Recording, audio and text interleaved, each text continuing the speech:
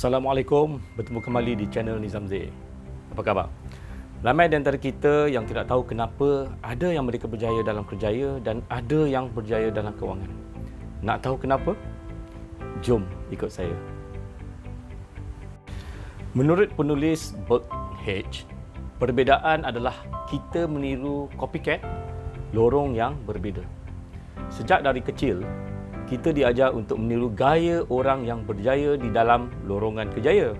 Tetapi kita tak diajar pula cara mereka yang berjaya mencapai kejayaan ataupun financial freedom. Sebab itu ramai di antara kita berjaya di kerjaya tetapi gagal di dalam mencapai kekayaan ataupun yang kita namakan financial freedom.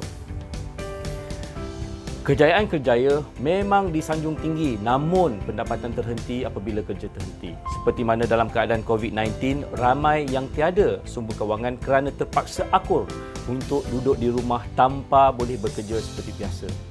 Pendapatan yang diperoleh melalui lorong kerjaya adalah dipanggil pendapatan harian ataupun pendapatan sementara. Ianya terhenti bila kita tidak melakukan sebarang kerja. Pendapatan harian ini ada kalanya akan menjadi perangkap duit atau kita panggil money trap.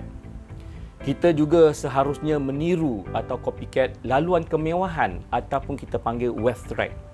Cara yang terbukti adalah meniru atau copycat lorongan kemewahan ataupun wealth trap dengan membina residual income ataupun pendapatan pasif.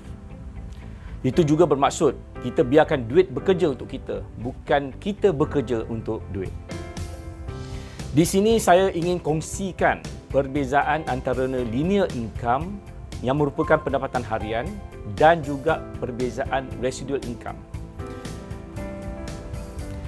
Residual income hanya boleh diperolehi dengan menggunakan teknik leverage. Tiada maksud yang tepat dalam bahasa Malaysia, ya, tapi kita boleh menjalankan pendapatan residual dengan hanya meniru setiap cara yang dilakukan oleh mereka yang telah berjaya di dalam financial freedom. Menurut J. Paul Getty, formula untuk lonjakan pertumbuhan secara eksponensial dalam pendapatan hanyalah boleh dicapai melalui dengan teknik leveraging. Malah ia berkata sekiranya kita ingin menjadi kaya, kita hanya perlu cari seseorang yang sedang membuat banyak wang dan meniru apa yang dilakukan olehnya. Anda telah menjumpai seorang mentor? Saya sudah. Anda bagaimana pula? Apabila kita telah mendapat pulangan wang, ianya haruslah dilaburkan semula sama ada sebahagian ataupun keseluruhan agar compounding effect akan terjadi. Ini dikenali juga sebagai doubling effect. Albert Einstein pernah berkata, ini merupakan keajaiban dunia yang ke-8. Sebab itu, hanya dengan cara leveraging sahaja, pendapatan kita boleh bertumbuh dan berkembang secara eksponensial. Saya berasa tak sabar untuk menceritakan bagaimana ianya boleh dicapai. Keluarkan sebahagian wang simpanan anda, masukkan ke dalam mekanisme wealth creation seperti Easy Club dan ingat ya, musuh utama dalam wealth creation adalah apabila anda berasa takut untuk kehilangan walaupun sesen wang yang anda ada. Jangan berkata bahawa ia hanya berjaya untuk orang tertentu sahaja. Tetapi yang penting, dapatkah anda melihat kuasa leverage yang ada di depan mata anda? Hanya copycat atau meniru sahaja yang boleh membawa perubahan ke atas iklim kewangan anda melalui kuasa leverage. Apa tunggu lagi? Jomlah join saya.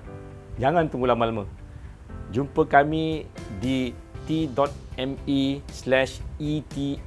Easy Club dan ujarkan sebarang pertanyaan yang mungkin anda ingin bertanya dan insya-Allah kami akan cuba menjawab apa yang berada di dalam minda anda.